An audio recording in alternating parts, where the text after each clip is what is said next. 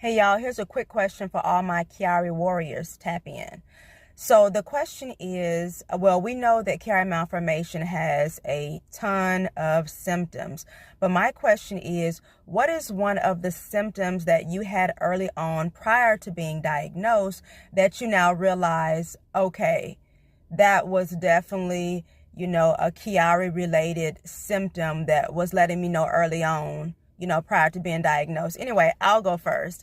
So when I was in junior high, I want to say it was, some friends and I went on this roller coaster. I believe it was the Texas Giant. So we went on this roller coaster, and I just remember bumping around, my head shaking, just a bunch of knocking back and forth on this wood. And by the time we got done, my head was so dizzy. My brain felt weird. I was dizzy. All of my friends were so excited. They want to get back on the ride.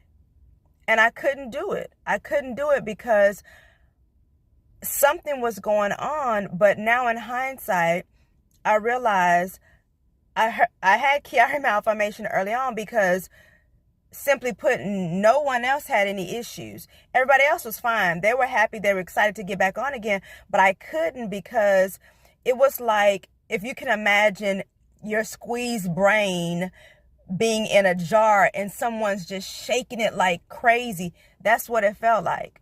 That's what it felt like. And I couldn't do it. So that was one of the signs for me in hindsight, that made me realize, okay, now that I'm thinking back, I definitely had Chiari Malformation back in junior high because, yeah, so I would say just be careful with those roller coaster rides, especially if you have small children, teenagers who have been diagnosed with Chiari Malformation. I'm not a doctor. I'm just saying from my own experience, please be careful with those type of rides and things like that could cause trauma, that could cause Chiari flare-ups, because that was something that I definitely realized before I was even diagnosed, eons later, that, that was a Chiari symptom early on. All right, let me know about y'all's story in the comments. Bye.